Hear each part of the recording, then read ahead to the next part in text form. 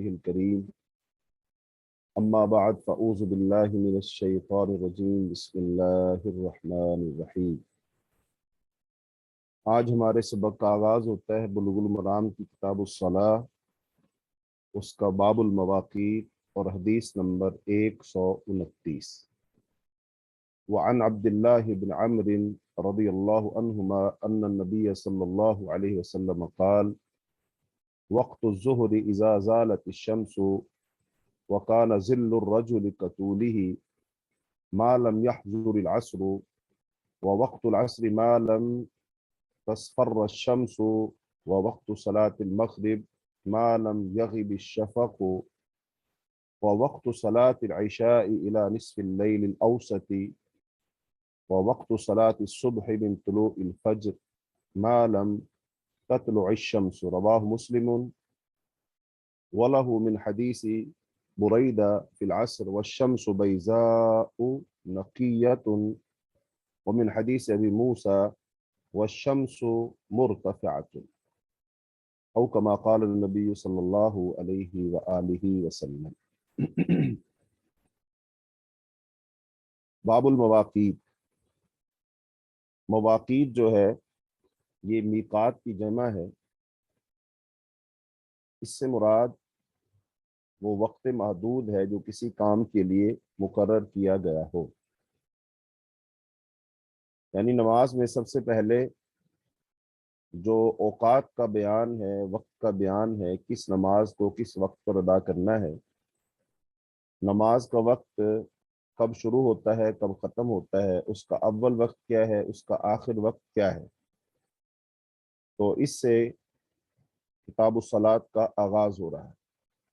کیونکہ سب سے اہم وقت ہوتا ہے، کوئی بھی کام اگر اس کے مقررہ وقت پر کیا جائے تو وہ کام اجر کا باعث ہوتا ہے، اور اگر اس کام کو وقت پر نہ کیا جائے تو پھر کرنے والا شخص گناہگار ہوتا ہے اگر اس کی کوئی مجبوری نہ ہو۔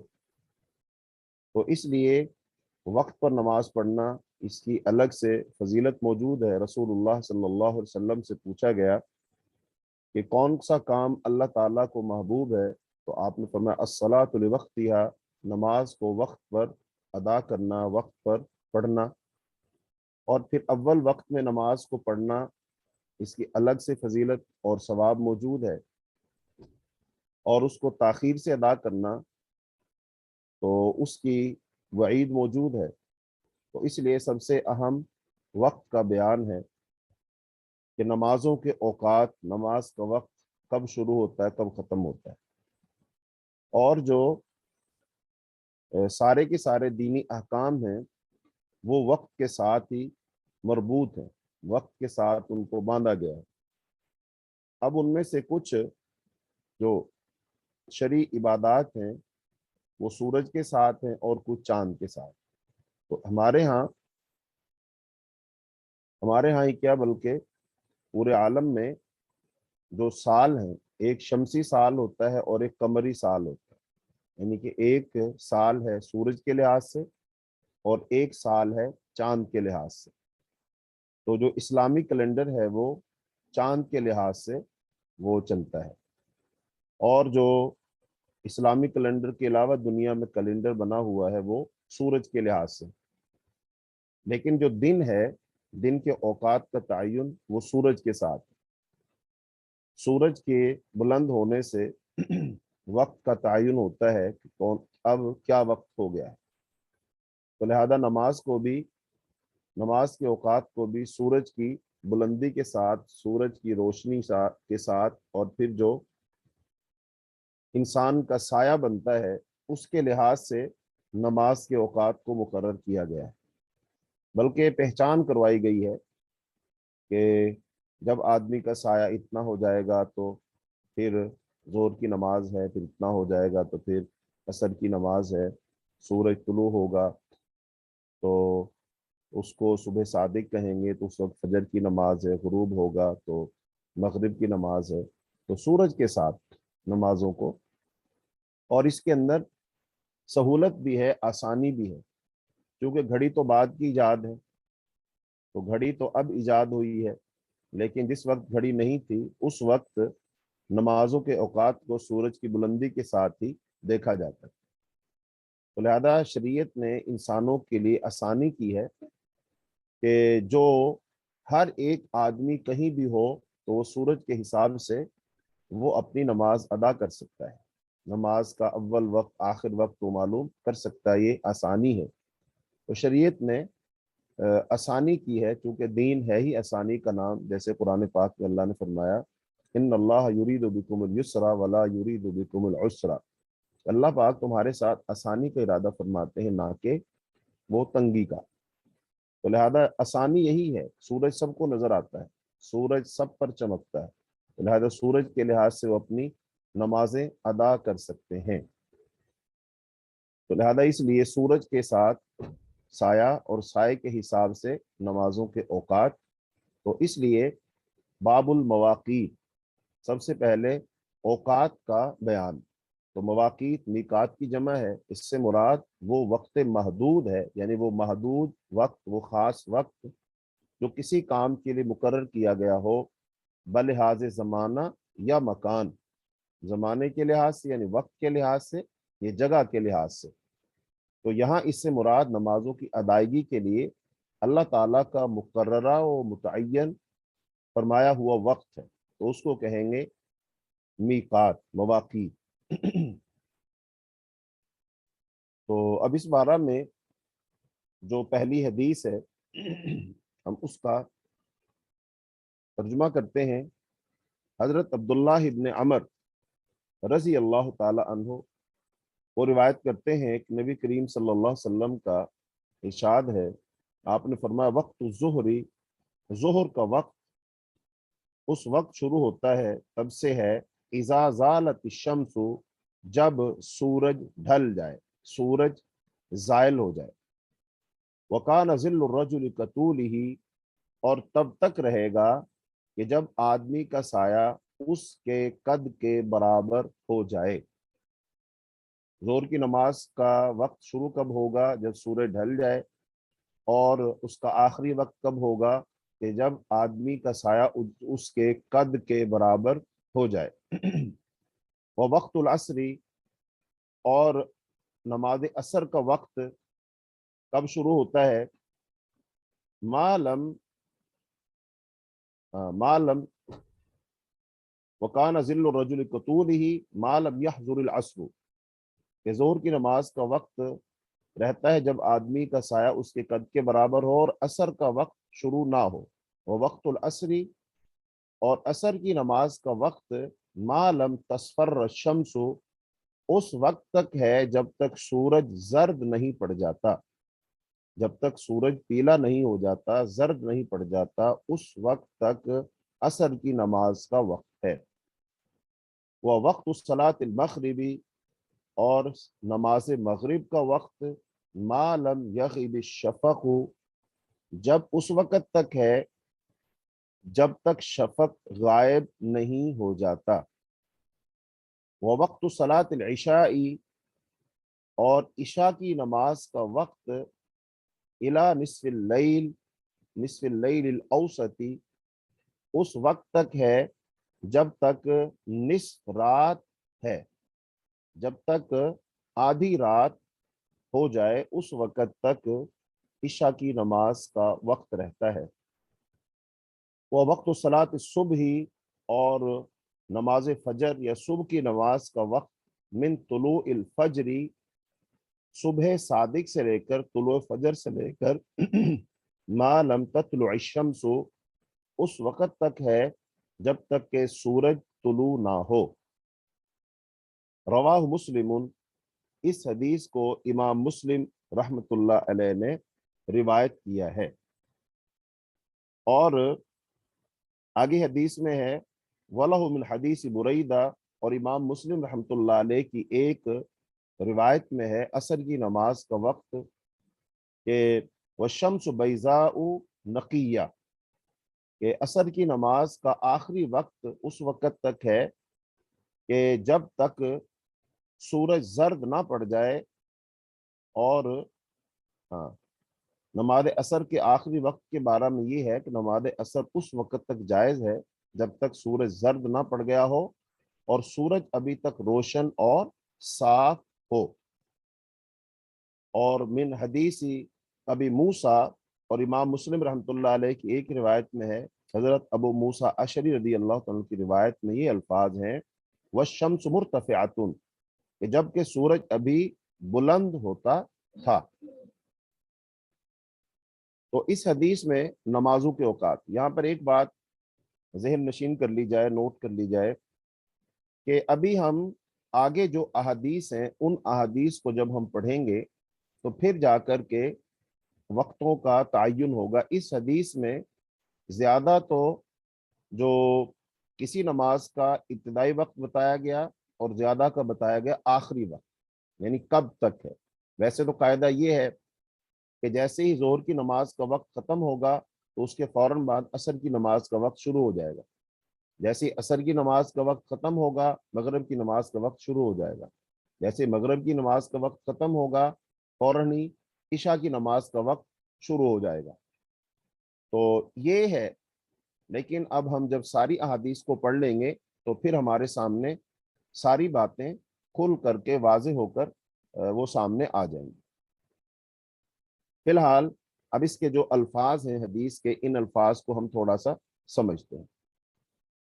ترجمہ ایک دفعہ پھر میں کر دیتا ہوں با محاورہ تاکہ بات واضح ہو جائے۔ حضرت عبداللہ ابن عمر سے روایت ہے کہ نبی کریم صلی اللہ علیہ وسلم کا ارشاد ہے، ظہر کا وقت تب سے ہے جب آفتاب ڈھل جائے اور تب تک ہے جب آدمی کا سایہ اس کے قد کے قامت کے برابر ہو جائے، اور جب تک ہے کہ عصر کا وقت داخل نہیں ہوتا، اور عصر کا وقت تب تک ہے جب تک آفتاب زرد نہیں پڑ جاتا، اور نماز مغرب کا وقت تب تک ہے جب تک کہ شفق غائب نہیں ہو جاتی، اور نماز عشاء کا وقت نصف رات تک ہے، اور جب کہ رات آدھی ہو جائے، اور نماز فجر کا وقت فجر کے طلوع ہونے سے ہے جب تک کہ آفتاب مشرق سے ابھر نہیں آتا۔ تو اب اس حدیث میں لفظ آیا اذا زالت،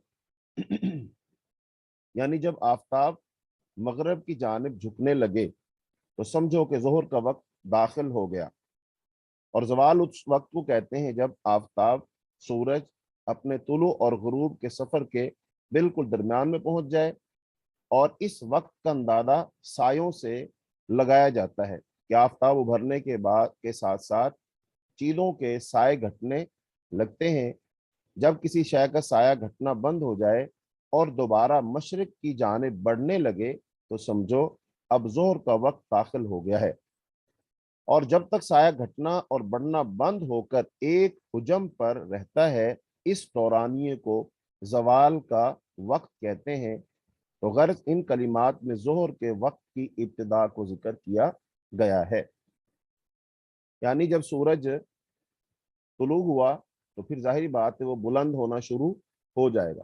تو بلند ہوتے ہوتے ہوتے ہوتے تو جب سورج مشرق کی طرف سے بلند ہوتا ہے تو ہم جب کھڑے ہوتے ہیں تو ہمارا سایہ مغرب کی طرف ہوتا ہے۔ اب جیسے جیسے سورج بلند ہوتا جائے گا ویسے ویسے سایہ قدموں کی طرف آتا جائے گا۔ تو جب سورج بالکل سر پر آ جائے گا، اور اس کو ہم خاص طور پر جب گرمی کا موسم ہوتا ہے جون جولائی کا مہینہ، تو جب جو ملک خط نصف النہار کے بالکل آس پاس ہیں تو ان کے لیے اس کو جانچنا اس لحاظ سے بہت آسان ہوتا ہے، باقی جانچ تو سبھی سکتے ہیں لیکن ان کے لیے قدرے دوسرے لوگوں کے لیے وہ آسان ہو جاتا ہے۔ تو سورج بلند ہوتے ہوتے ہوتے ہوتے جب سر پر پہنچ گیا تو سایہ جو ہے بالکل پاؤں کے پاس آ جائے گا، اور یہاں پر جب سورج بالکل درمیان میں پہنچے گا تو سایہ بالکل قدموں کے برابر بالکل قدموں کے پاس آ جائے گا، کم ہوتا ہوتا ہوتا ہوتا آ جائے گا، اور یہاں پر سورج تھوڑی دیر کے لیے ٹھہر جائے گا، سمجھ لیجیے۔ تو یہ جو وقت ہے نا کہ جب سایہ بالکل سیدھا انسان کے قدموں کے پاس آ گیا، یہ زوال کا وقت ہے، اس وقت نماز پڑھنا منع ہوتا، یہ وہ زوال کا وقت ہے۔ زوال کا لفظی معنی ہوتا ہے زائل ہونا، یعنی جب سورج مشرق کی طرف سے بلند ہوتا ہوتا بالکل درمیان میں پہنچ جائے اور پھر وہ مغرب کی طرف ڈھلے گا تو اس کو کہیں گے زائل ہونا، اسی سے بنا زوال، یعنی کہ ہم لفظ بولتے ہیں نا عروج و زوال، تو زوال کا معنی ہوتا ہے اوپر سے نیچے آنا، یعنی کہ سورج مکمل بلند ہو گیا ہے، اب دوسری طرف ڈھلے گا تو وہ کیا ہوگا، وہ نیچے کی طرف آئے گا، اور اسی کو کہیں گے زوال کا وقت۔ تو جیسے ہی سورج ڈھلے گا تو یہاں سے ظہر کی نماز کے وقت کا آغاز ہو جائے گا۔ یہ ظہر کی نماز کا وقت معلوم کرنے کا صحیح طریقہ گھڑی ہو یا نہ ہو، لیکن انسان اپنے سائے سے نماز کا وقت معلوم کر لیتا ہے کہ جب اس کا سایہ، اب جب پہلے تو مغرب کی سورج مشرق کی طرف ہے، مثلا ایسے یہ سایہ ہے، سورج اس طرف ہے، تو اگر اس کو معلوم کرنے کے لیے اور آسان طریقہ کیا ہے کہ ہم ایک بیٹری لیں، ٹارچ لیں، اور اس کے سامنے کیا رکھ لیں، ایک بڑا سا فٹ بال رکھ لیں۔ جب فٹ بال رکھیں گے تو بیٹری کا اگر آپ اس پر وہ لائٹ ماریں گے تو ایسے اب اس کو آہستہ آہستہ گھماتے جاؤ اوپر کی طرف ایسے، تو آپ دیکھیں جب اس طرف ٹارچ ہے تو فٹ بال کا سایہ اس طرف بڑا ہوا ہوگا، لیکن جیسے جیسے اب یہ ٹارچ آپ اوپر کریں گے ایسے گھومتا جائے گا تو وہ سایہ جو فٹ بال کا کم ہوتا جائے گا، اور اب ایسے اس ٹارچ کو آپ جب بالکل اوپر یہاں لے آئیں گے تو وہ جو فٹ بال کا سایہ ہے وہ بالکل گھٹ کر نیچے آ جائے گا۔ اچھا، اب آپ تھوڑا سا اس کو اوپر سے اس طرف کریں گے تو اب اس کا فٹ بال کا سایہ اس طرف مشرق کی طرف بڑھنا شروع ہو جائے گا۔ تو اب یہ جب یہاں پر ٹارچ آپ کی پہنچی اور آپ نے تھوڑا سا اس طرف کیا تو سایہ اس طرف کو نکلا، تو یہ وقت ہے ظہر کی نماز کے آغاز کا، سایہ ڈھلنا شروع ہو گیا، اور یہ سورج اوپر تھا، اب اوپر سے یہ مغرب کی طرف ڈھلنا شروع ہو گیا۔ اس کا جیسے ہی آغاز ہوگا ویسے ہی ظہر کی نماز کے وقت کا آغاز ہو جائے گا۔ تو یہ ظہر کی نماز کا ابتدائی وقت ہے، یہ اول وقت ہے، تو فوراً اذان ہونی چاہیے اور پھر نماز ہونی چاہیے۔ اب کوئی بھی شخص اس میں جتنی تاخیر کرے گا وہ اول وقت سے اتنا ہی نماز کو مؤخر کرے گا۔ اب اگر آپ دیکھیں گے ہمارے ہاں تو، بلکہ بر صغیر پاک و ہند میں تو ایسا ہی ہوتا ہے کہ مختلف اوقات ہیں نمازوں کے، ایک وقت پر سب کی اذانیں نہیں ہوتی ہیں تو سب کی نماز بھی ایک وقت پر نہیں ہوتی ہے، جبکہ سعودی عربیہ میں، مکہ معظمہ اور مدینہ منورہ میں، وہاں پر نمازوں کے ایسے اوقات مقرر نہیں ہیں، بلکہ وہاں پر اول وقت پر اذان ہوتی ہے اور اول وقت میں نماز ہوتی ہے۔ وہاں پر جیسے ہی سورج وہ ڈھلے گا، زائل ہوگا، فوراً اذان ہو جائے گی، اور پھر اس کے بعد تھوڑی دیر کے بعد جتنا بھی وقت ہے، وہ 10 منٹ ہے، 15 منٹ ہے، پھر وہ جماعت ہو جاتی ہے۔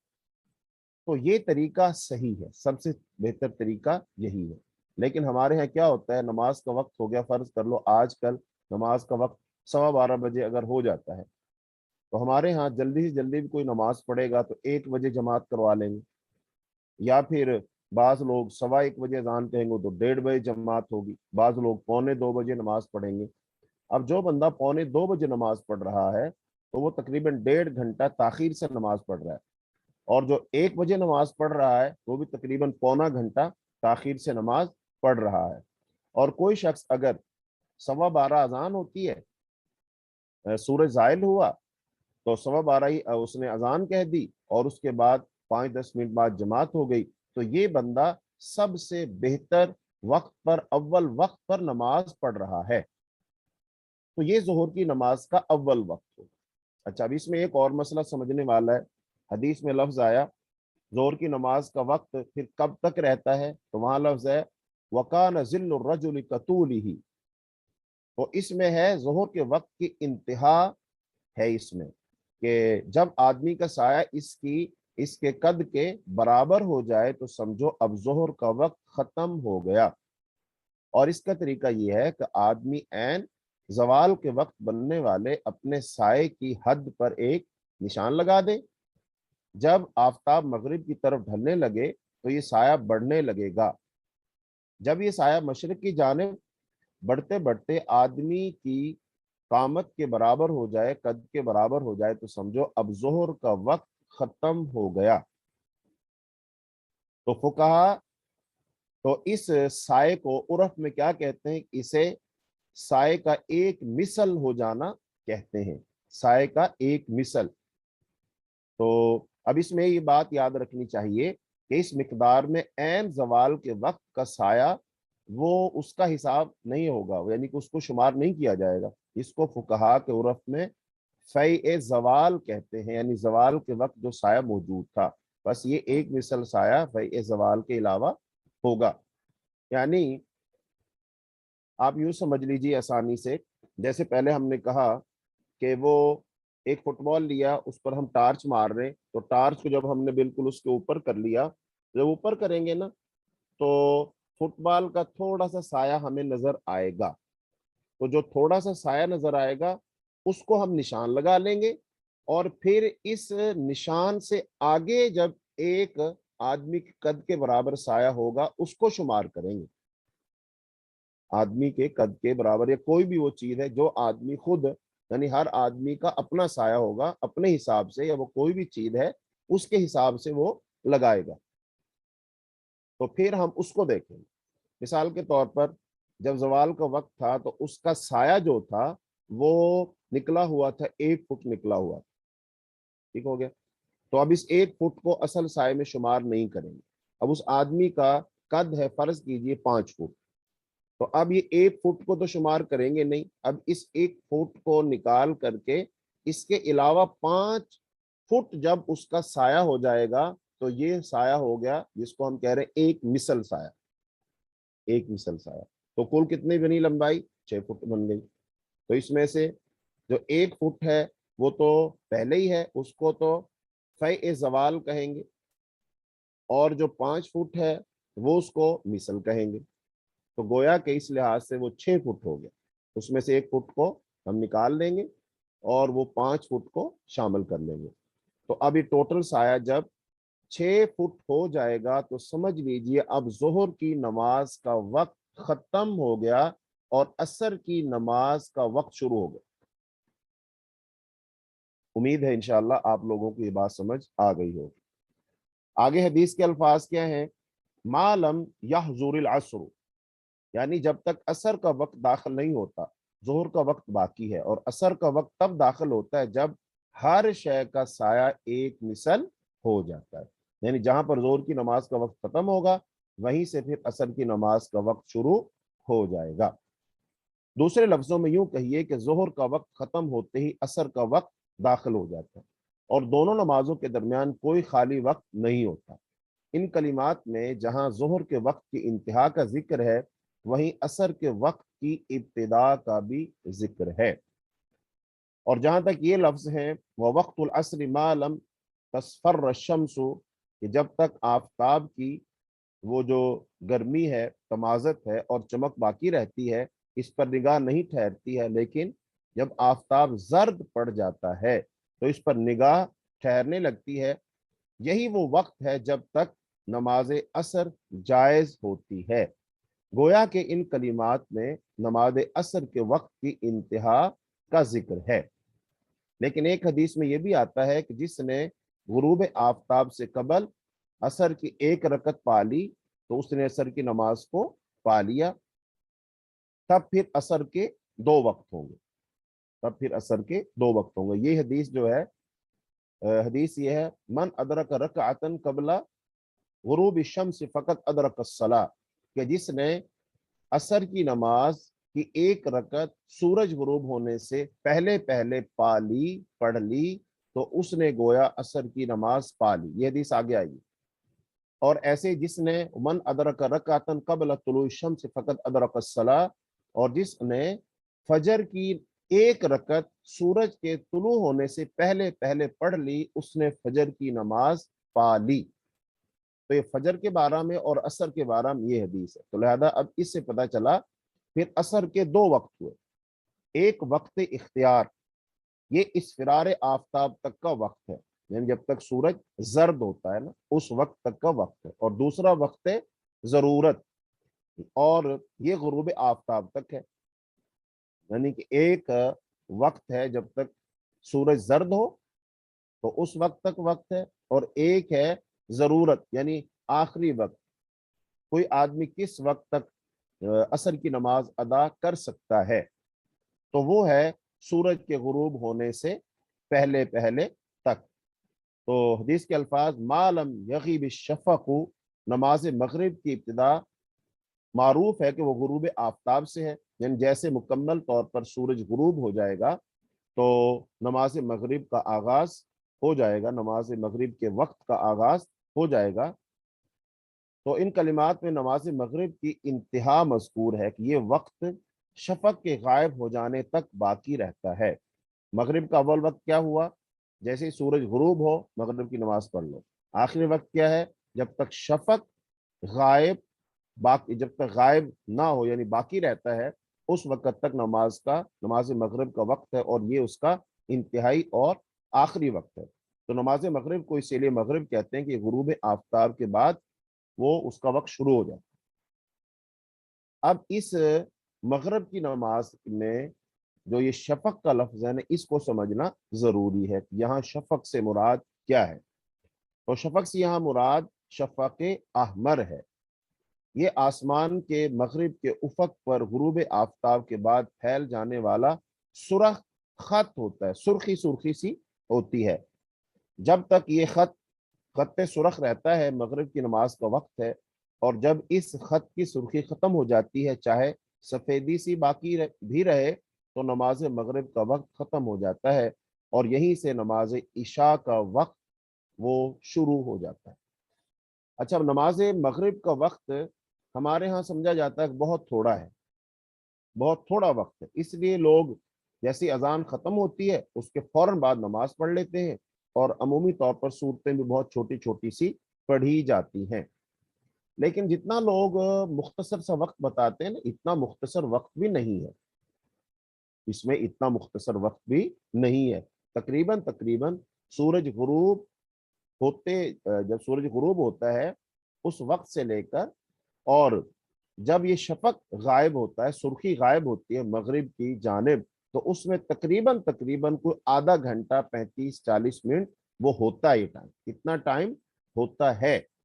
اچھا، اب اس میں آپ صلی اللہ علیہ وسلم کا جو عمل ہے اور صحابہ کرام رضی اللہ عنہم اجمعین کا جو عمل ہے وہ یہ ہے کہ مغرب کی اذان ہوتی تھی، پھر اس کے بعد صحابہ کرام رضی اللہ عنہم اجمعین وہ مغرب سے پہلے 2 رکعتیں پڑھا کرتے تھے۔ آپ صلی اللہ علیہ وسلم ارشاد فرمایا صلوا قبل المغرب، صلوا قبل المغرب، کہ مغرب کے فرضوں سے پہلے نماز پڑھو، مغرب کے فرضوں سے پہلے نماز پڑھو۔ پھر آپ نے فرمایا جو چاہے پڑھے، اس کا مطلب فرض تو نہیں ہے لیکن آپ نے تاکید کی ہے۔ تو صحابہ کرام رضی اللہ عنہم اجمعین مغرب کے فرضوں سے پہلے 2 رکعتیں پڑھا کرتے تھے، اس کا مطلب وہ 2 رکعتیں پڑھی۔ پھر اس کے بعد آپ صلی اللہ علیہ وسلم نے نماز مغرب جب پڑھائی ہے تو اس میں آپ نے جو درمیانی صورتیں ہیں وہ پڑھی ہیں، یعنی کہ ایک تو ہے نا مختصر صورتیں جیسے قل اللہ احد انا اعطیناک الکوثر، اور دوسری صورتیں ہیں جیسے سورہ بقرہ ہے، سورہ آل عمران، یہ بڑی صورتیں اور وہ چھوٹی صورتیں، ان کے درمیان میں درمیانی جو صورتیں ہیں وہ صورتیں آپ نے پڑھی، جیسے آپ صلی اللہ علیہ وسلم سورہ طور پڑھی ہے نماز مغرب میں، اب سورہ طور پڑھیں گے آپ اور پھر اس کو ٹھہر ٹھہر کر پڑھا جائے تو اس میں وقت تو لگ جاتا ہے۔ تو مغرب کا اتنا مختصر سا وقت بھی نہیں ہوتا جتنا کہ ہم لوگوں نے سمجھ لیا ہے، لیکن اس کا مطلب ہرگز یہ بھی نہیں ہے کہ نماز مغرب کو تاخیر سے پڑھا جائے۔ لیکن میں یہ کہنا چاہ رہا ہوں کہ گھروں میں خاص طور پر جو خواتین ہوتی ہیں وہ کسی کام کاج میں ہوتی ہیں، کچن میں ہوتی ہیں، مغرب کے وقت افراد گھر کی طرف لوٹ رہے ہوتے ہیں تو کھانا وغیرہ بنا دینا ہوتا ہے، تو اگر اس میں تھوڑی بہت تاخیر ہو جائے تو وہ لوگ کھانا ہی چھوڑ کے بھاگ دیتے ہیں اور نماز پڑھنے لگتے ہیں ایسے ہی، تو بھی ٹائم بہت تھوڑا ہے، نہیں ایسی بات بھی نہیں ہے۔ تو اتنا وقت نماز مغرب کا ہوتا ہے۔ بہرحال تاخیر کرنے کا میں نہیں کہہ رہا ہوں بندہ سست اور ڈھیلا ہی ہو جائے کہ اپنی نماز کو چلو ٹائم اتنا ہے، وہ ہم نے حدیث کی کلاس میں پڑھا تھا اتنا وقت ہے تو لہذا ہم ٹھہر کے پڑھ لیں گے، نہیں، اس کا مطلب یہ نہیں ہے۔ بتانا صرف اس لیے ہے کہ ہم بعض دفعہ بیجا دوسروں پر بھی سختی کرتے ہیں یا دوسروں کو برا سمجھ رہے ہوتے ہیں کہ اس نے نماز بہت تاخیر کر دی ہے، اور اب اس وقت بھائی کون نماز پڑھتا ہے، مغرب کی نماز کا وقت تو بہت تھوڑا ہوتا ہے، تو تم اتنا لیٹ نماز پڑھ رہے ہو۔ نہیں، ایسا نہیں ہے۔ اور دوسرا، بعض دفعہ انسان خود جب نماز پڑھ رہا ہوتا ہے دل میں یہ جو ہے نا اضطراب ہوتا ہے، اضطرار سا ہوتا ہے کہ میری نماز ہوگی نہیں ہوگی، وقت ہے کہ نہیں ہے۔ تو لہذا بات بتانے کا مقصد یہ ہے کہ ہمارے علم میں یہ بات آ جائے، باقی نماز کو اول وقت میں پڑھنا ہی بہتر ہے۔ تو باقی شفق سے مراد اب کیا ہے؟ شفق سے مراد ہے آسمان کی طرف جو سرخی ہوتی ہے، وہ مراد ہے اس سے۔ باقی عشاء کی نماز کا وقت فوراً شروع ہو جاتا ہے، جیسے شفق غائب ہوگا تو عشاء کی نماز کا وقت شروع ہو جائے گا۔ تو وہ کب تک رہے گا؟ الی نصف اللیل الاوسطی، یہ نماز عشاء کے وقت کی انتہا کا ذکر ہے جو نصف رات تک ہے، اور اوسط کا لفظ صفت کاشفہ ہے نہ کہ صفت مقیدہ، چونکہ عشاء کی ابتدا مغرب کی انتہا پر مبنی تھی، اس لیے اس کو ذکر نہیں فرمایا۔ تو بہرحال یہ عشاء کی نماز کا جو وقت ہے، اول وقت کب شروع ہو گیا اس کا، یعنی کہ نماز عشاء کا وقت شروع کب ہو گیا؟ جیسے شفق غائب ہوا، اور وہ کب تک رہے گا؟ وہ رہے گا نصف شب تک رہے گا۔ اور اب نصف شب کو کیسے شمار کریں گے ہم؟ تو نماز رات کا آغاز ہو جاتا ہے سورج کے غروب ہونے سے، سورج کے غروب ہونے سے لے کر کے، اور رات کب تک رہتی ہے؟ رات رہتی ہے فجر کے طلوع ہونے تک۔ تو لہذا اب اس ٹائم کو شمار کر لیا جائے، اور شمار کر کے پھر جو اس کا آدھا بنے، یعنی برابر برابر گھنٹے کر کے، تو جب جہاں آدھا بنے تو وہ آدھی رات ہوگی۔ ایسا نہیں کہ ہم اپنے لحاظ سے جب ہم سونے لگے تو وہاں سے رات کا آغاز کر لیں، یا عشاء کی نماز سے رات کا آغاز کر لیں اور پھر فجر کی طلوع ہونے تک کے وقت کو تقسیم کریں۔ نہیں، صحیح تقسیم کیا ہوگی؟ صحیح تقسیم ہوگی سورج غروب ہونے سے لے کر طلوع فجر تک، اس وقت کو جب ہم آدھا کریں گے تو وہ آدھی رات ہو جائے گی، تو آدھی رات تک عشاء کی نماز پڑھیں گے تو وہ اس کا انتہائی وقت ہوگا۔ اور آگے فرمایا من طلوع الفجر ما لم تطلع الشمس، اس میں نماز فجر کے وقت کی ابتدا اور انتہا دونوں کا ذکر ہے۔ طلوع فجر کی تعبیر میں اس بات کی طرف بھی اشارہ ہے کہ نماز عشاء کی انتہا نماز فجر کی ابتدا کے درمیان میں اس وقت ایسا بھی ہے، ہاں ایک وقت ایسا بھی ہے جو نہ تو عشاء کی نماز کا ہے نہ فجر کی نماز کا، فقہا کی اصطلاح میں اسے خالی وقت کہتے ہیں۔ یعنی آپ یہ کہہ سکتے ہیں اب 24 گھنٹوں میں خالی وقت جو آتا ہے وہ عشاء کی نماز اور فجر کی نماز کے درمیان آتا ہے، باقی نمازوں میں خالی وقت نہیں آتا۔ باقی نمازوں میں کیا ہے؟ جہاں زور کی نماز کا وقت ختم ہوا وہاں سے عصر کی نماز کا آغاز ہو گیا، جہاں عصر کی نماز کا اختتام ہوا وہاں سے مغرب کی نماز کا آغاز ہو گیا، جہاں مغرب کی نماز کا اختتام ہوا وہاں سے عشاء کی نماز کا آغاز ہو گیا، پھر عشاء کی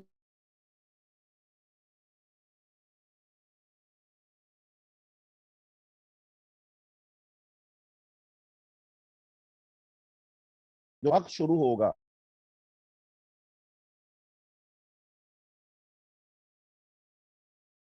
اس وقت ہم سحری کھانا بند کرتے ہیں، اس کو کہیں گے صبح صادق۔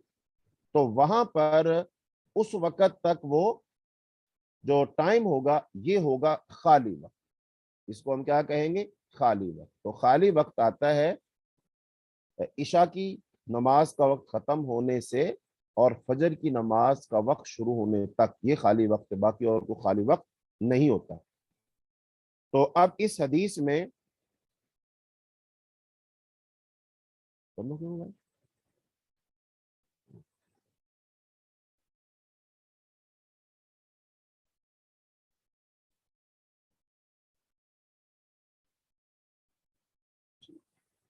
الحمدللہ دوسرے نیٹ چل رہا، شکر۔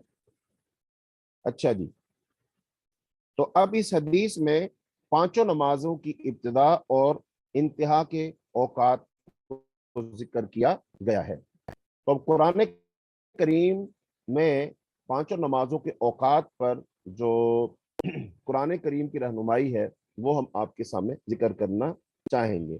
قرآن پاک میں اللہ تعالیٰ نے ارشاد فرمایا ان الصلاۃ کانت علی المؤمنین کتابا موقوتا، بے شک نماز ایمان والوں پر ہمیشہ سے وہ وقت مقررہ وقت پر وہ فرض کی گئی، بے شک نماز ایمان والوں پر ہمیشہ سے ایسا فرض ہے جس کا وقت مقرر کیا ہوا ہے۔ یعنی ایک تو یہ عبادت فرض ہے، دوسرا یہ اپنے وقت میں فرض ہے۔ تو غرض مواقیت کی نماز، نماز سب سے مؤکد شرط ہے، وقت کی جو شرط ہے وہ سب سے اہم شرط ہے، اس لیے اس کی رعایت بھی سب سے مؤکد ہے، تاکید کی ہوئی ہے۔ لہذا نماز کو اپنے وقت پر ہی ادا کیا جائے گا، چاہے کسی عذر کی بنا پر۔ تو اس کی چند دیگر شروط یا ارکان یا واجبات ادا کرنے سے رہ بھی جائیں، لیکن نماز کو اپنے وقت پر وقت سے نہیں رہنے دیا جائے گا، لہذا جو حال بھی ہے اسی حال میں اپنے وقت پر نماز ادا کی جائے گی۔ تو اب اس حدیث میں جو قرآن پاک کی جو آیات ہیں ان سے بھی نمازوں کے اوقات معلوم ہوتے ہیں، جیسا کہ اللہ تعالیٰ نے سورہ الاسراء میں ارشاد فرمایا اقیم الصلاۃ لدلوک الشمس الی غسق اللیل، نماز قائم کر سورج ڈھلنے سے رات کے اندھیرے تک، یعنی نمازیں زوال آفتاب سے لے کر رات کی تاریکی تک ہیں، اور یہاں تاریکی سے مراد اس کی ابتدا نہیں بلکہ انتہا ہے، اور تاریکی کی انتہا نصف شب تک، نصف رات تک ہوتی ہے، کیونکہ عین نصف شب کے وقت آفتاب قرۂ ارض سے سب سے زیادہ دور ہو جاتا ہے۔ گویا کہ نمازوں کے اوقات زوال آفتاب کے بعد سے نصف شب تک ہیں۔ اس میں 4 نمازوں ظہر، عصر، مغرب، عشاء کے اوقات کا اجمالی تذکرہ آ گیا۔ اس کے بعد نماز فجر کے وقت کو الگ سے ذکر کیا فرمایا گیا، وقرآن الفجر، کہ بے شک فجر کا قرآن، کیونکہ عشاء اور فجر کے درمیان ایک وقت ایسا بھی ہے جو دونوں میں سے کسی نماز کا نہیں۔ غرض اس آیت میں اگر نماز پنجگانہ کے اوقات کا اجمالی تذکرہ ہے تو نبی صلی اللہ علیہ وسلم کی سنت اور حدیث میں ان کا تفصیلی تذکرہ موجود ہے۔ تو نمازوں کے اوقات مقرر کرنے کا فائدہ کیا ہے؟ تو اس کا سب سے بڑا فائدہ یہ ہے کہ قبل از وقت ادا کی جانے والی نماز درست نہ ہوگی، اسی طرح بعد اور وہ انسان ہوگا۔ اب جہاں تک اس میں صحیح مسلم کی روایت اور اس میں حضرت ابو بریدہ رضی اللہ تعالیٰ عنہ نے عصر کی نماز کے بارے میں جو بات بیان فرمائی ہے، تو اس روایت میں یہ بیان کیا گیا ہے کہ نبی کریم صلی اللہ علیہ وسلم جب نماز عصر ادا فرما کر لوٹا کرتے تھے، سورج روشن اور صاف ہوتا تھا، اور ابھی اس کے اندر جو گرمی ہے، تمازت ہے اور چمک ہے، تو چمک نہ ہوا، جو اس بات کی دلیل ہے کہ ابھی سورج بلند ہوتا تھا، جیسا کہ اگلی روایت میں صاف آ رہا ہے جلدی کی جائے حتیٰ کہ نماز کی ادائیگی کے بعد سورج روشن اور صاف ہو۔ لیکن ہم دیکھتے ہیں ہمارے ہاں عصر کی نماز بہت سارے جو مسلمان ہیں اس کو لیٹ کرتے رہتے ہیں اور بالکل اس کو مغرب کی نماز سے کوئی تھوڑا ہی فرق رہ جاتا ہے اس میں، تو اتنا لیٹ کرتے ہیں، اتنا لیٹ اس کو نہیں کرنا چاہیے، بلکہ جلدی ادا کرنی چاہیے کہ عصر کی نماز ادا کرنے کے بعد سورج بالکل صاف ہو۔ اور ایسے ہی امام مسلم کی ایک اور روایت میں حضرت ابو موسیٰ اشعری کی روایت میں یہ الفاظ ہے جب سورج ابھی بند ہوتا تھا۔ ان دونوں روایت کا معنی ایک ہے، البتہ پہلی حدیث میں خود آفتاب کا جو وصف ہے، سورج کا کی جو صفت مذکور ہے، جبکہ دوسری روایت میں آفتاب کا ذکر اس کی جگہ کے اعتبار سے ہے، یعنی سورج ایک تو ہے نا اس کی رنگت بتائی جائے، اور دوسرا یہ ہے کہ وہ کتنا بلند ہو، سورج کہاں تک ہو، تو اس میں یہ بتایا گیا ہے۔ اس کے بعد ہم دوسری حدیث پڑھتے ہیں، وَأَنْ أَبِي بَرْزَةَ الْأَسْلَمِيِّ رضی اللہ عنہ قال كان رسول اللہ صلی اللہ علیہ وسلم يصلي العصر ثم يرجع أحدنا إلى رحله في أقصى المدينة والشمس حية وكان يستحب أن يؤخر من العشاء وكان يكره النوم قبلها والحديث بعدها وكان ينفتل من صلاة الغداءة من حين يعرف الرجل جليسه وقال يقرأ 60 إلى 100 متفق علیہ۔ حضرت ابو اسلمی رضی اللہ تعالیٰ سے روایت ہے، وہ فرماتے ہیں کہ نبی کریم صلی اللہ علیہ وسلم نماز عصر ایسے وقت میں ادا فرماتے تھے کہ پھر ہم میں سے کوئی آدمی مدینہ کے بالکل آخری سرے پر اپنے گھر واپس جاتا، جبکہ ابھی آفتاب زندہ ہوتا تھا، یعنی بلند نماز دیر کر کے پڑھنا پسند فرماتے تھے، اور اس سے پہلے سونے کو اور عشاء کی نماز کے بعد باتیں کرنے کو ناپسند فرماتے تھے۔ عشاء کی نماز سے پہلے سونے کو ناپسند فرماتے تھے، اور عشاء کی نماز جب پڑھ لی جائے تو پھر اس کے بعد باتیں کرنے کو ناپسند فرماتے تھے، اور صبح کی نماز سے ایسے وقت میں فارغ ہوتے تھے کہ جب آدمی صبح کے اجالے میں اپنے پاس بیٹھنے والے کو پہچان لیتا تھا، اور آپ صلی اللہ علیہ وسلم صبح کی نماز میں 60 سے لے کر 100 آیات تک تلاوت فرماتے تھے۔ یعنی آپ صلی اللہ علیہ وسلم فجر کی نماز میں 60 آیات سے لے کر، یعنی کبھی کبھی 60 70 80 اور 100 آیات تک تلاوت فرمایا کرتے تھے۔ تو اس حدیث میں بھی نمازوں کے اوقات کچھ ہمیں معلوم ہوئے۔ تو اب حدیث کی جو الفاظ ہیں نا کہ آپ صلی اللہ علیہ وسلم عصر کی نماز پڑھتے تھے، ہم میں سے اپنے گھر وہ واپس آ جاتا تھا، جبکہ اس کا گھر کافی دور ہوتا تھا، تو سورج ابھی تک وہ حیتن کے لفظ آتے، یعنی اس کی روشنی اور حرارت ابھی باقی ہوتی تھی، یعنی سورج چمک رہا ہوتا تھا، سورج کی تپش میں سورج کی روشنی میں تپش بھی ہوتی تھی، یعنی گرمی اور حرارت ابھی باقی ہوتی تھی، اور وہ زرد اور ٹھنڈا نہیں پڑتا تھا۔ وَقَانَ يَسْتَحِبُّ، یہ محبت دینی ہوتی تھی نہ کہ نفسانی، چنانچہ آپ کو دین کے اعتبار سے عشاء کو دیر کر کے ادا کرنا پسند تھا، البتہ اس کے باوجود بھی آپ لوگوں کی رعایت ضرور فرمایا کرتے تھے۔ چنانچہ جب آپ صلی اللہ علیہ وسلم دیکھتے کہ لوگ اکٹھے ہو گئے ہیں تو نماز ادا فرما لیتے تھے، اور جب دیکھتے کہ لوگ دیر سے آ رہے ہیں تو نماز کو بھی مؤخر فرما دیتے تھے۔ تو امام کو چاہیے کہ وہ لوگوں کے ساتھ ایسا ہی برتاؤ کرے، اور ینفتلو مراد نماز ادا کر کے فارغ ہونا۔ تو اب اس حدیث میں جو عصر کی نماز کا ایک تو وقت بتایا گیا، اور ایک عشاء کی نماز کا۔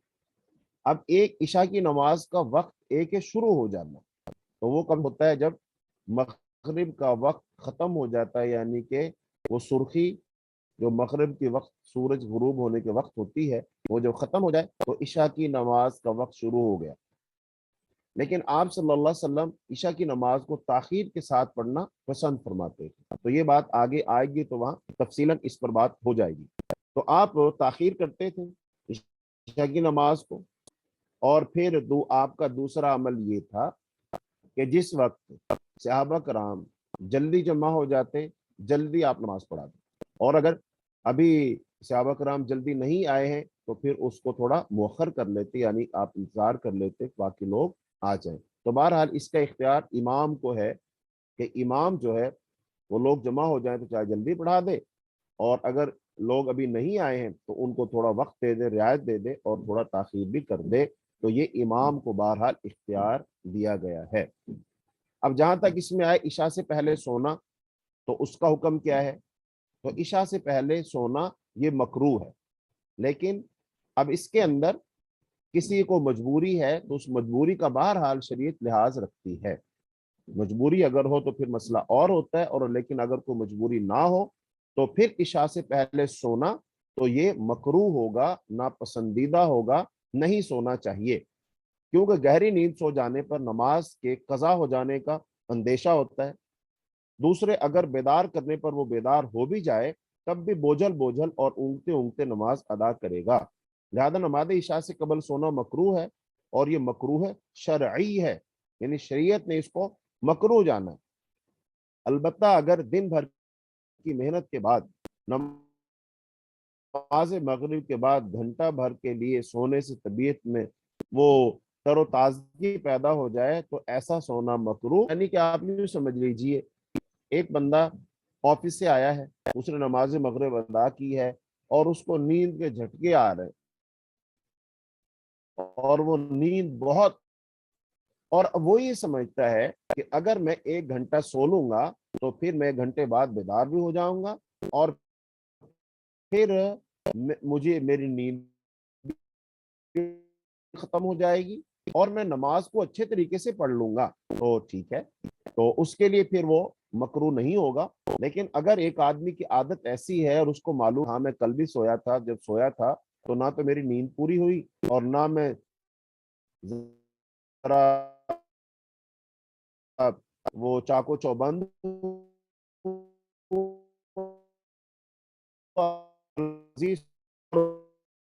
لہٰذا پھر نہیں سونا چاہیے نا۔ تو بعض دفعہ نیند کا ایسا غلبہ ہوتا ہے، گھر والے جگاتے بھی رہیں تو پھر بھی لوگ نہیں جاگتے ہیں،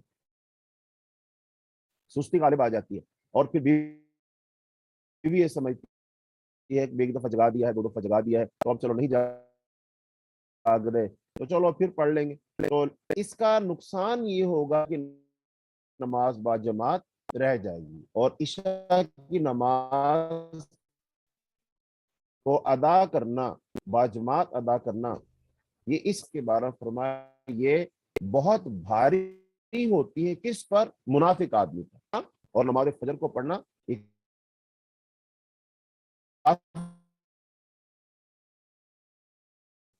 اس کا مطلب یہ ہوا کہ اگر انسان باقاعدگی کے ساتھ ان 2 نمازوں میں سست وہ کرنے لگ جائے تو یہ خطرہ ہے کہ اس کے اندر تو نفاق پیدا ہو گیا، اس پر تو نماز پڑھنا مشکل ہو گئی۔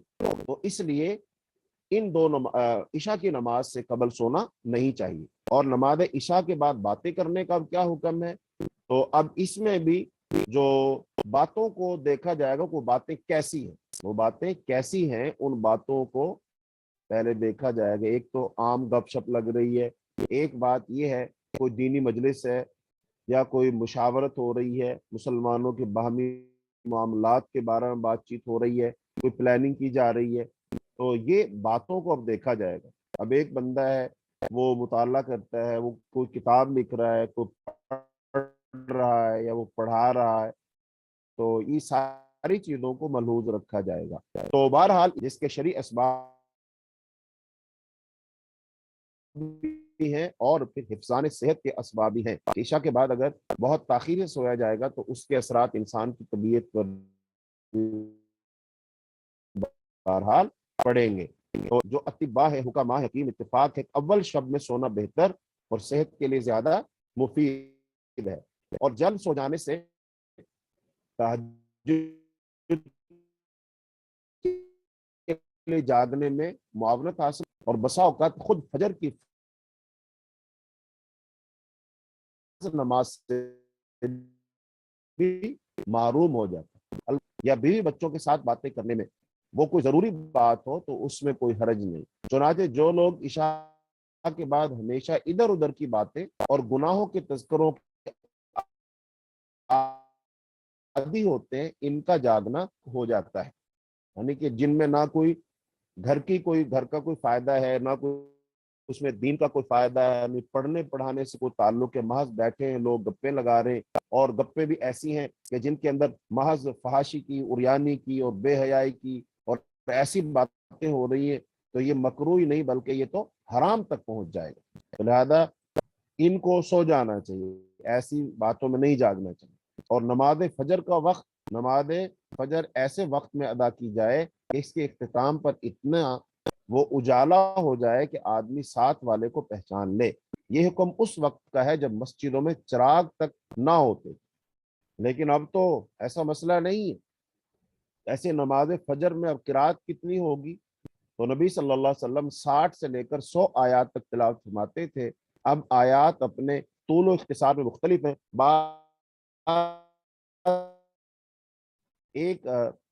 بعض آیات ایسی ہوتی ہیں کہ وہ آیات تو زیادہ ہیں لیکن وہ الفاظ ان کے مختصر ہوتے ہیں، اور بعض آیات ایسی جیسے آیت الکرسی ہے۔ اب آیت الکرسی ماشاءاللہ وہ کافی طویل آیت ہے، وہ کہنے کو تو آیت ایک ہی ہے لیکن وہ طویل آیت ہے، تو بہرحال ایک آیت دیگر 10 آیات کے برابر بھی ہے۔ تو اس طرح قرات کے طریق میں بھی لوگ مختلف ہیں، بعض ترتیل کے ساتھ ٹھہر ٹھہر کر پڑھتے ہیں اور بعض جلدی پڑھتے ہیں، لہذا ایسے امور میں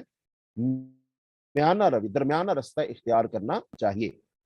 تو اب اس حدیث کا جس میں جو باتیں بیان کی گئی ان کا خلاصہ یہ ہے کہ نماز اثر اس وقت ادا کی جائے جب آفتاب روشن اور بلند ہو، نماز عشاء میں تاخیر جو ہے مستحب ہے، نماز عشاء سے قبل سونا اور بعد میں باتیں کرنا مکروہ ہے، نماز فجر ایسے وقت میں ادا کی جائے جب بعد میں پاس بیٹھنے والا قابل پہچان دکھائی دینے لگے، اور نماز فجر میں کم از کم 60 سے 100 آیات کی تلاوت کرنی چاہیے کہ جو آیات متوسط ہو۔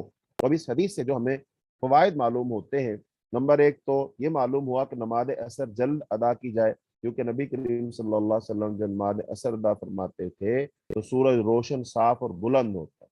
اور دوسرا فائدہ یہ کہ نماز عشاء میں تاخیر کی جائے اور اثر میں جلدی، اور عشاء میں یہ مذکورہ تاخیر یہ سنت ہے، سنت سے ثابت ہے۔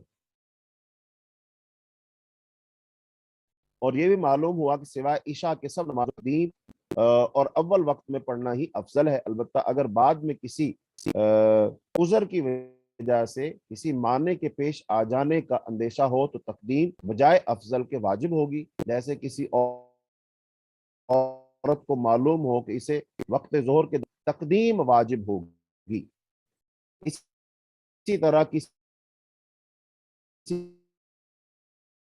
کو اخیر وقت میں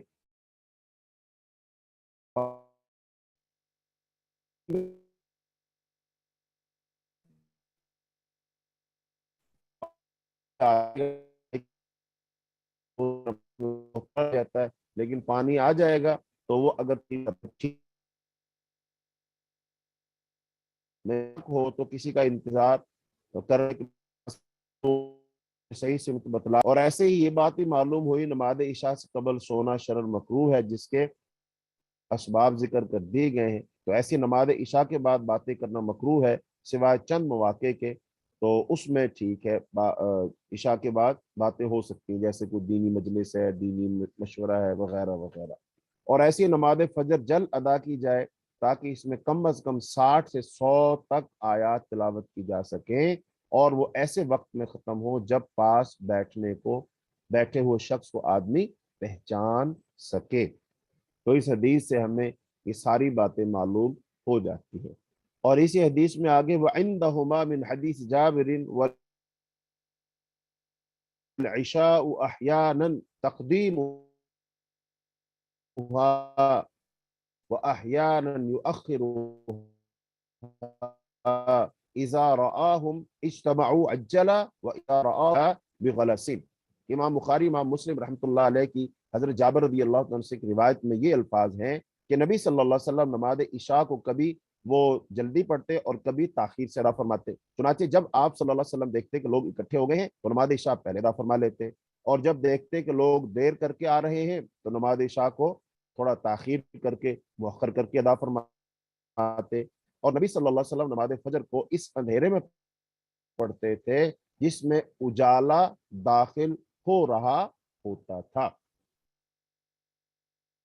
تو حدیث کے اب الفاظ الصبح کہ اس میں غلس، تو یہ رات کی آخری تاریکی کے صبح کے نور کے ساتھ مل جانے کو کہتے ہیں، یعنی کہ جہاں پر اجالا نکل رہا ہوتا ہے اور اندھیرا غائب ہو رہا ہوتا ہے تو اس کو کہتے ہیں۔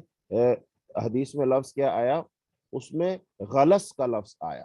تو جب دونوں میں کوئی دوسرے پر غالب نہ ہو، کیونکہ جب تاریکی غالب ہو تو اسے ظلمت، اور جب نور غالب ہو تو اسے اسفار کہتے ہیں، تو نہ اسفار اور نہ ظلمت، غر صبح کی روشنی سے مخلوط اخیر رات کی تاریکی اور پو پھٹنے کے وقت کو، جس کو ہم عام اردو زبان والے تڑکا کہتے ہیں، بھی تڑکے اٹھنا، تڑکے کا وقت ہے، تو اس کو غلس کہا جاتا ہے۔ تو نماز فجر میں تعجیل، جلدی کرنا یہ افضل ہے۔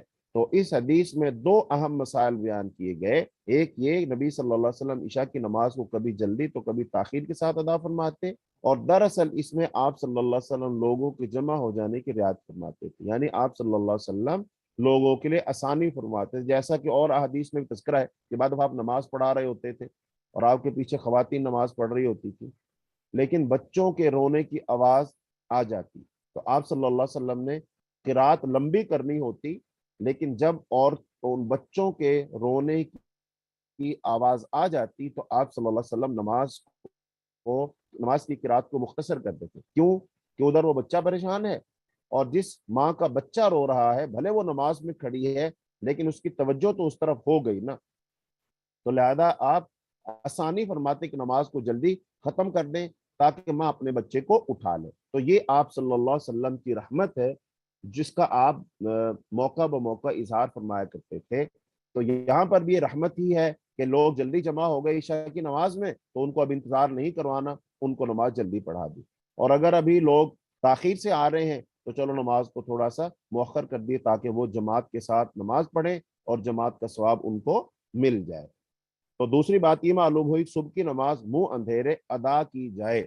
हमारे यहाँ फजर की नमाज में देखा जाता है कि जब फजर की नमाज पढ़कर हम निकलते हैं तो उस वक्त तो रोशनी हो चुकी होती है, यानी कि सूरज के तुलू होने में बहुत थोड़ा वक्त रह गया होता है। तो लिहाजा ऐसी नमाज अगर बाजमात भी अदा की जा रही है तो वो दर हकीकत वो ताखीर से नमाज पढ़ी जा रही है।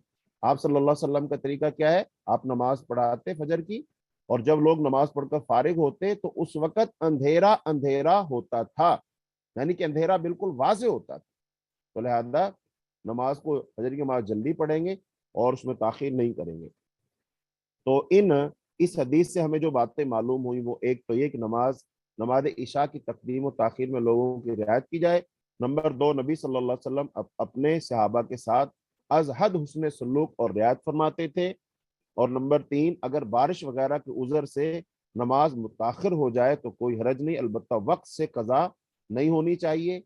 और नमाज फजर में तकदीम जल्दी पढ़ना ये सुन्नत है क्योंकि नबी सल्लल्लाहु अलैहि वसल्लम नमाज फजर को अंधेरे में अदा फरमाते थे। अगरचे बाज उलमा ने इसमें फर्क किया है कि गर्मियों में फजर ताखीर से अदा की जाए क्योंकि लोगों को रातें जो छोटी होने की वजह से अच्छी तरह सोने का मौका नहीं मिल रहा होता, तो लिहाजा उसमें थोड़ा सा वक्त दिया जाए।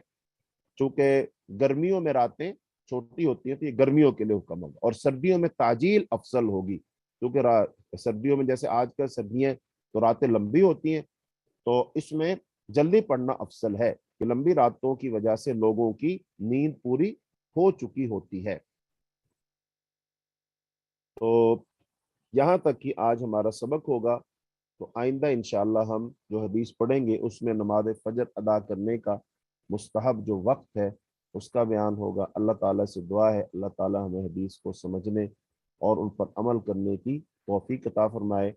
अल्लाह ताला हमें अपनी नमाजों को अव्वल वक्त में अदा करके अव्वल वक्त का सवाब हासिल करने की तौफीक अता फरमाए। अल्लाह हमें नमाजों का पाबंद बनाए और अल्लाह ताला जो लोग मुसलमान नमाज नहीं पढ़ते हैं अल्लाह ताला उनको 5 वक्त का नमाजी बनाए। अल्लाह ताला हमारे घर वालों को, हमारे वालदैन को, बहन भाइयों को, हमारी औलादों को अल्लाह ताला नमाज पंजगाना का पाबंद बना दे और इस नमाज को फिर अल्लाह ताला हमारे लिए क़यामत के दिन कब्र में रोशनी बना दे, नूर बना दे, बुरहान बना दे, हमारे चेहरों की चमक बना दे, रोशनी बना दे अल्लाह ताला। तो अल्लाह जब तक हमें जिंदा रखे वो नमाज की पाबंदी पर अल्लाह पाक हमें और ईमान की हालत में जिंदा रखे।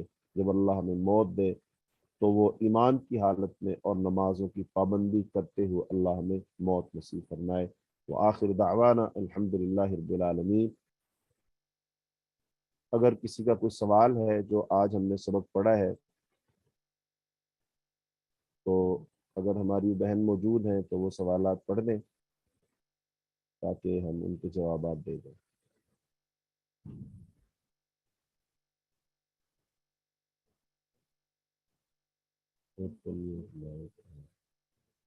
अस्सलाम वालेकुम रहमतुल्लाहि व बरकातुहू। शेख साहब, मेरा सवाल इस हवाले से तो नहीं है लेकिन लास्ट वीक का टेस्ट नहीं हुआ क्या? टेस्ट नहीं लिया गया? नहीं, असल में वो ना अहदीस तो हमने पढ़ी नहीं थी। हमने तो वो पहले एक हफ्ता तो बात की नमाज की फर्जियत, फजीलत और अहमियत पर, और जी उससे पहले हमने बात की थी कि चूंकि मसाइल शुरू हो रहे हैं तो हमें मसाइल को कैसे सीखना है, तो इसलिए वो टेस्ट नहीं हुआ था। तो इस दफ़ा हमने अहादीस पढ़ी हैं तो इंशाअल्लाह इस दफ़ा टेस्ट होगा। इंशाल्लाह, जज़ाकल्लाह खैर।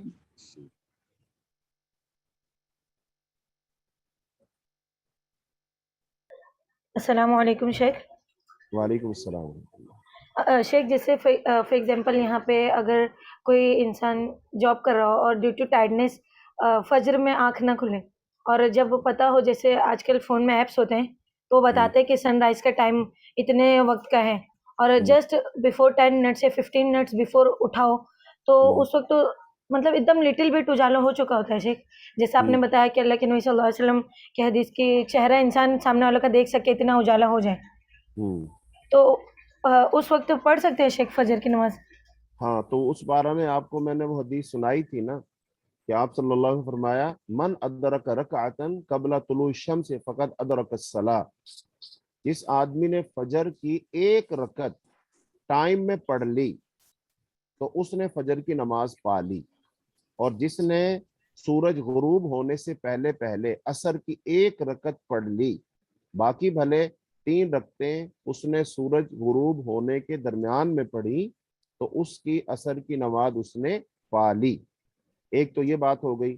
دوسری بات یہ ہے، حدیث میں آتا ہے اگر کوئی نماز بھول جائے یا وہ سو جائے، اس کی آنکھ نہیں کھلی ہے، تو جب وہ جاگے یا جب اس کو یاد آئے وہ اسی وقت نماز پڑھ لے، اس کی نماز کا وہی وقت ہے. تو جیسا آپ بتا رہے ہیں کہ انسان ڈیوٹی کی وجہ سے اگر وہ تاخیر سے سویا ہے اور پھر آنکھ اس کی نہیں کھلی ہے تو وہ تو وقت پر ہی اس کی آنکھ کھل گئی نا. تو جیسا کہ آپ کہہ رہے ہیں کبھی تو اس میں 15 منٹ باقی تھے تو وہ 15 منٹ باقی ہیں تو وہ نماز پڑھ لے گا. بالکل ٹھیک ہے. آپ نے بتایا کہ وہ موبائل وغیرہ میں ایپس ہوتی ہیں جو بتا رہی ہوتی ہیں کہ بھی ابھی تو سورج کے طلوع ہونے میں اتنا وقت ہے، تو وہ بالکل ٹھیک ہے، وہ نماز پڑھ سکتا ہے. حتیٰ کہ اگر 5 منٹ بھی باقی ہیں تو وہ نماز پڑھ سکتا ہے. جی جی شیخ. اور جیسے شیخ اچھا ٹھیک ہے، جزاک اللہ خیر. جی السلام علیکم ورحمۃ اللہ وبرکاتہ جی. وعلیکم السلام. جی یہ جو آپ نے زوال کے ٹائم کا بتایا تھا کہ وہ تو مجھے سمجھ آ گئی، لیکن یہ کہا جاتا ہے کہ زوال کے وقت کے بعد کچھ ٹائم ویٹ کریں. جیسے ہم گھر کے اندر ہوتے ہیں ہمیں تو نہیں پتہ چلتا نا کہ سورج بالکل ابھی ٹاپ پہ ہے، تو یہ اس لیے کہا جاتا ہے کہ کم از کم 20 منٹ ویٹ کرنا چاہیے زوال کے وقت کے بعد ظہر کی نماز شروع کرنے کے لیے. ایک تو میرا یہ سوال ہے. دوسرا یہ، میرا چھوٹا بیٹا 9.5 سال کا ہے. ویسے تو چلیں ابھی اس کو اتنی میں سختی نہیں کرتی، لیکن کبھی کبھی ایسا ہوتا ہے کہ 4 سے 5 اس کی آن لائن کلاس ہوتی ہے اور عصر کی اذان ہونی ہوتی ہے 4:10 پہ، تو میں اس کو پہلے پڑھا لیتی ہوں کہ اس کی وہ مس نہ ہو جائے. تو یہ مجھے آپ کی بات سے کچھ کلیئر تو ہوا ہے کہ اگر ٹائم داخل ہو گیا ہے تو آپ کر سکتے ہیں، ایسا ہے نا؟ ہاں جی بالکل.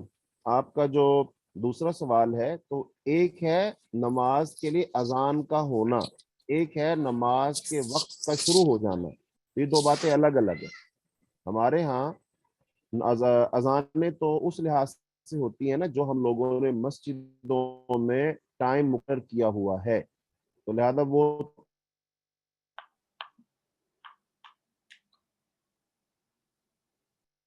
عام طور پر تاخیر سے ہی ہوتی، لیکن نماز کا وقت پہلے ہو جاتا ہے. تو اب اگر کوئی نماز پڑھ لے تو بالکل وہ وقت پر ہی نماز پڑھ رہا ہے، وہ جلدی نہیں پڑھ رہا ہے، پہلے نہیں پڑھ رہا ہے. زیادہ سے زیادہ کوئی یہ کہہ سکتا ہے ابھی تو اذان نہیں ہوئی، تو بھئی اذان نہیں ہوئی تو کیا ہے، نماز کا وقت تو ہو گیا. تو جیسے آپ کہہ رہے ہیں خاص طور پہ خواتین جو ہیں تو وہ تو پڑھ سکتی ہیں. باقی اگر جماعت کا مسئلہ ہے تو وہ جماعت کے ساتھ ہی پڑھنا چاہیے اور مسجد میں جانا چاہیے، اس سے پہلے نہیں پڑھنا چاہیے. ایک تو آپ کا یہ سوال. دوسرا آپ نے سوال کیا پوچھا تھا؟ جی وہ میں نے بچے کے لیے کہا تھا کہ میرا چھوٹا بیٹا 9.5 سال کا وہ تو وہ ہو گیا. نہیں نہیں نہیں نہیں زوال کا آپ کہہ رہے تھے، وہ جو ہے نا زوال کا آپ کہہ رہے 15-20 منٹ رکنا چاہیے. وہ بنیادی طور پر یہ ہے کہ ایک ہے سورج جب زوال ہو رہا ہے نا، تو اس جو نا وہ جو وقت ہے وہ 10 منٹ ہے 15 منٹ ہے، ہاں اس میں انتظار کرنا ہے. لیکن جیسے ہی پتہ چل گیا کہ زوال کا وقت ختم ہو گیا ہے تو پھر فوراً نماز پڑھ سکتے ہیں. جیسے مثال کے طور پر اس کو ہم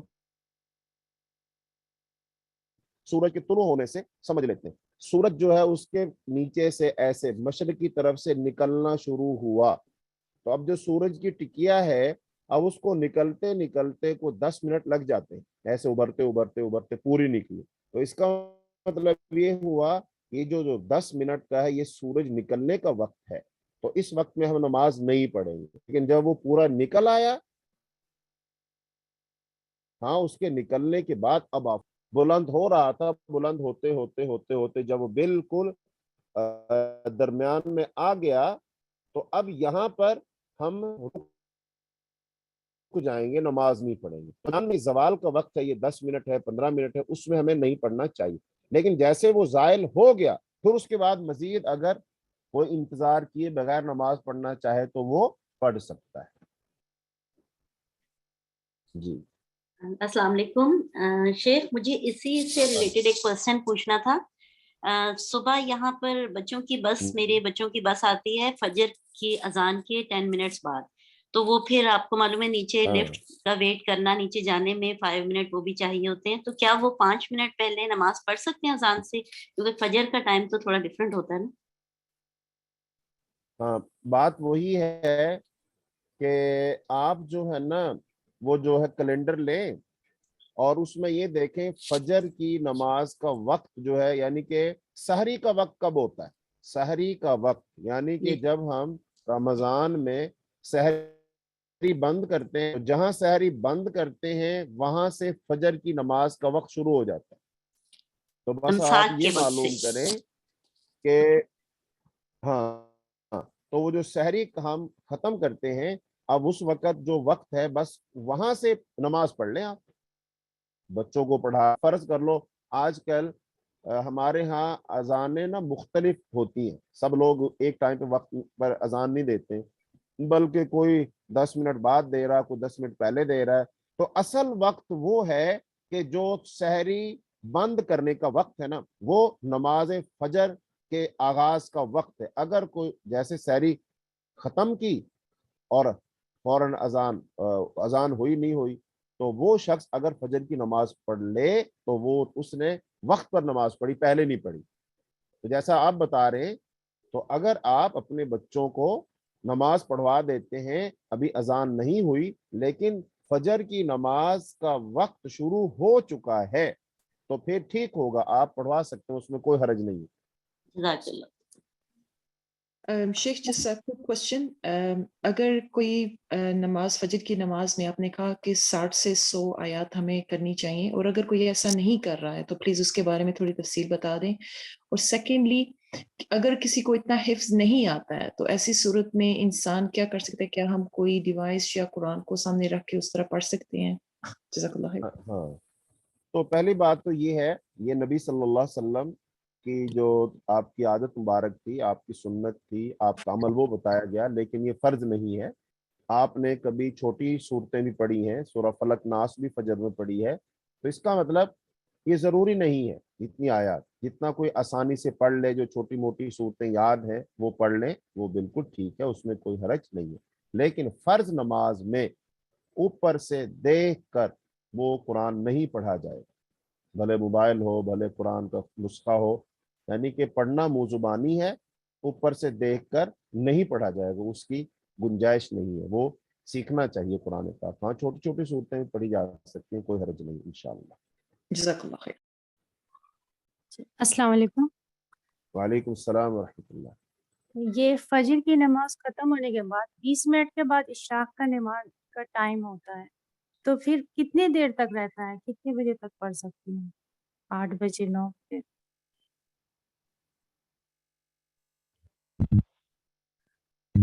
हेलो।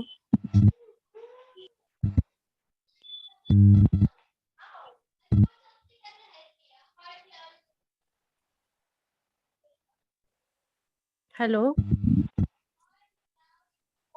हेलो। हेलो।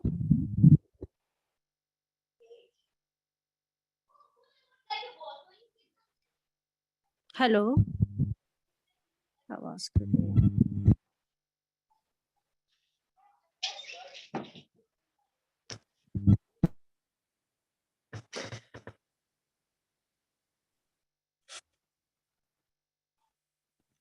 आज रिकॉर्डिंग थोड़ी डिस्टर्ब जा रही है।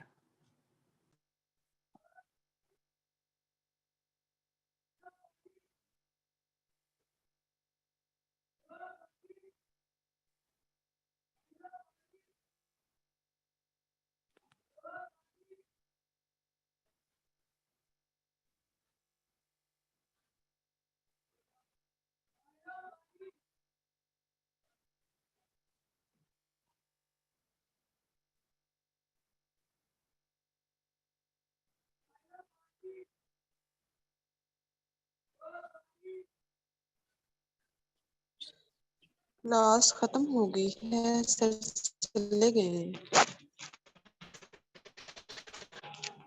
6:17 ہو گئے۔